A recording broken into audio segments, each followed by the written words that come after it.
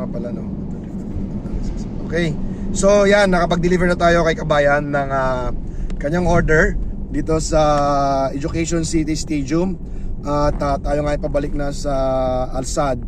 So, i-record lang natin yung ating travel from Education City pauwi sa Alsad. Yan. So, today nga ay araw ng June 1. Yan, June 1, 2025. So tayo ay pabalik na sa Hookup Qatar sa may Philippine Store. At syempre tayo ay ayan, so tingnan natin kung may security guard. So tayo ay pauwi na. Bubuksan na ni Kabayan. Actually hindi siya Kabayan. Kabayan lang ang tawag natin. So tayo ay pabalik na. So yung signal na to, crossing to ng tram. Ayan, ng Education City tram. So green siya, so pwede tayong tumawid. At tayo nga ay pabalik na sa ating location. Okay. Alright.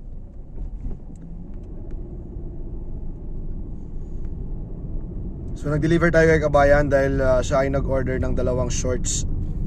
At meron din siyang free cup. Ayan, tapos meron na rin siyang sticker. Nabigyan din natin siya ng sticker ng hook-up sticker.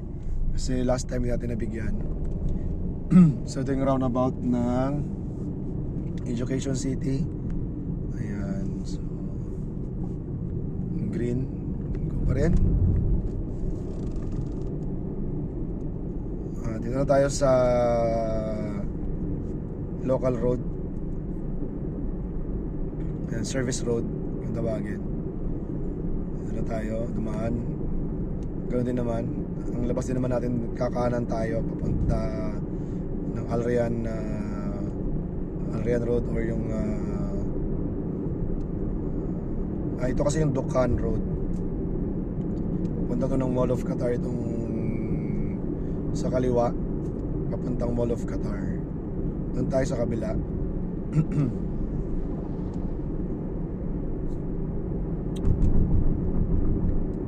Kung natin yung Dukan Road. Ito nga rin pala Dukan. Yung sa kabila yung Dukan Road kung saan tayo galing kanina. Doon tayo papunta. Tapos dito na yung siyempre yung Sidra National Library, QNCC sa kaliwa. Sa kanan ay Qatar National Library, sa kaliwa ay QNCC. Yan, kung saan dyan din yung maraming mga nag-i-events. Tapos sa unahan doon ang Sidra Hospital. Yan, maganda yung Sidra Hospital kasi dyan namin dinala yung aming firstborn son, secondborn son dahil siya ay mayroong cleft palate. So dyan naoperahan, dyan namin na pinaoperahan dahil dyan kami ni-refer ng PEDYA nung aming anak, nung dinala ko sila rito nung 2019. So dyan siya naoperahan. Good thing din na nadala ko sila rito at naoperahan siya dito sa Sidra Hospital, which is napakalaking ginhawa nun doon sa anak namin. At syempre si Dr. Glass, yes, kung baka nanonood si Dr. Glass sa video na to, yes, thank you so much Dr. Glass for your support and for the effort that you've given to us, especially to our son Joseph, for the operation of his cleft palate. And it's really amazing, God's grace, and yeah, thank you so much, because it's a coincidence or it's God's plan also na madala ko rito yung family ko at yun nga na operahan si Joseph.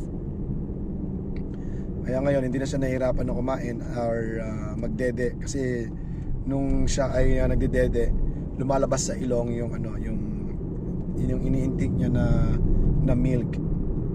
Kasi nga dahil nga sa meron siyang cleft palate. Yung cleft palate yun yung parang mayroong yung kuntil doon sa may lalamunan. Nahati yon, hindi kasi yon magkadikit. So yun yung control ng ini-intake natin para hindi mapunta sa nostrils natin. So yun, naoperahan at yun, naging normal ang kanyang pagkain, ang kanyang paglunok. So nandito tayo ngayon sa daan na from Garafa to Al Rayyan. So ito yung mga daan na ginawa nung prior sa FIFA World Cup. Napakaraming construction, napaka-busy ng construction dito sa Qatar before 2022. Even the year 2022 itself, nung months prior sa FIFA World Cup until I think August, September, ayan, talagang bugso pa rin yung construction. Pero talagang umaariba ang construction from 2012. Actually 2009 pa naman kasi meron nga dito naganap yung ASEAN Games. Tapos yun na, nanalo na sa FIFA World Cup 2012 onwards, yun na yun, start na mag-boom yung construction. Talagang dito halos kalahat mga kakilala ko nagpuntahan dito, yung mga classmates ko, yung mga batchmates ko, lahat sila dito nagpuntahan. Halos kalahati ng aming ng batch namin ay dito nagpunta sa Qatar. Kaya nung 2017 galing ako ng Saudi, dumiretso rin ako dito. Pero bago ako napunta ng Saudi, dumaan muna ako ng Dubai kasi yung isang friend ko, ayan, kay shoutout kay paring John David. So siya yung nag-assist sa akin, kinuha niya ako sa Dubai. Nakipagsapalaran na makakuha ng work sa Dubai. Unfortunately, nagtagal lang din ako doon ng mga 2 months to 3 months. Hindi ako nakakuha ng work doon. At sa tulong din ng isa nating kaibigan, yan, shoutout din kay Daryl Mendoza. Siya yung nandito sa Qatar, which is kasama natin si Daryl Mendoza. Noong nasa Pilipinas pa ako nag-work way back 2002 to 2004. Yan, magkasama kami nila Daryl Mendoza sa dati naming company, yung first company ko nung mag-graduate ako, yung Angel and Lazaro Associates sa Quezon City. So nandito sila sa Dubai at dito sa Qatar pala. At na yon, in-invite niya ako nga na magpunta rito sa Qatar. So yon, pinag-apply niya ako dun sa isang company, na interview, na tawagan. Nandun ako sa Dubai that time. So tinawagan nila ako, phone interview. Tapos naging okay naman. Yon, to cut the story short, napunta ako ng Qatar. So that's 2017. Yun na yung talagang kasagsagan na ng construction ng mga stadium dito sa Qatar. So nasa excavation na yung iba nasa midway na sila. So naswertehan natin at tayo ay napasama sa construction ng Al Rayyan Stadium or yung Ahmad bin Ali Stadium sa Al Rayyan or sa Al Rifa, malapit sa Mall of Qatar yon. Sa likod ng Mall of Qatar, sa tabi ng Mall of Qatar.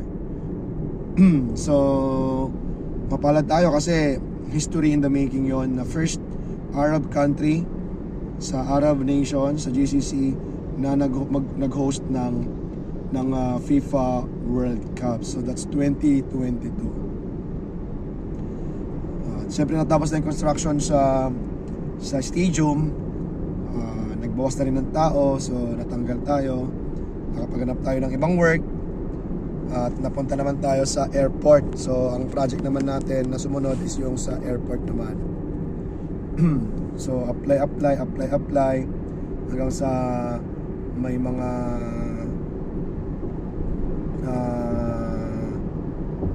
kakilala, sabi mag-apply doon, nag-apply ako.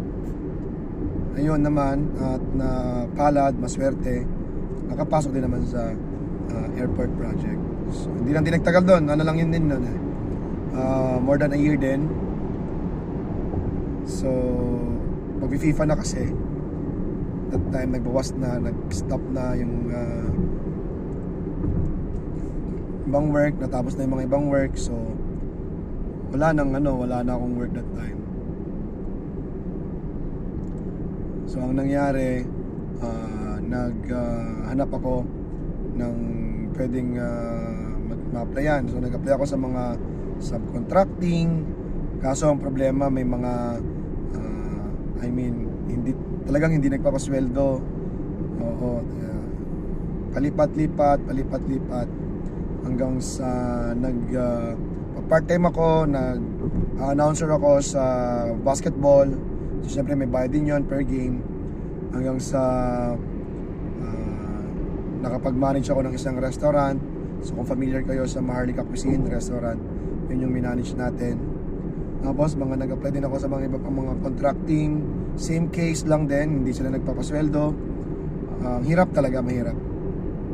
Hindi naman sa sinisiraan ko, pero ang nangyari, mga kapwa pa natin Pilipino kasi, yung mga nagmamanage ng mga subcontracting na yon, which is nakaka-disappoint lang na kapwa natin pangkababayan ang mismong manggagamit sa atin at pagsasamantalahan yung ating kahinaan dahil kailangan natin humanap ng trabaho.